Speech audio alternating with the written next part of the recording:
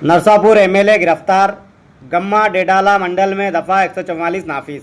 Patancheru assembly हल्के के संगारेड्डी ज़िले में प्यारानगर, नल्लावैली और गम्मा डेडाला मंडल में डंपिंग यार्ड के क़याम के खिलाफ मुकामी अवाम में शदीद तशवीश पाई जा रही थी।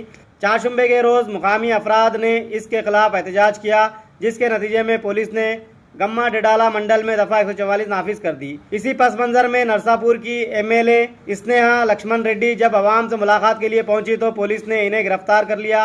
अवाम में इस गिरफ्तारी के बाद मजीद गुस्से और एहतजाज की फिजा पैदा हो गई है।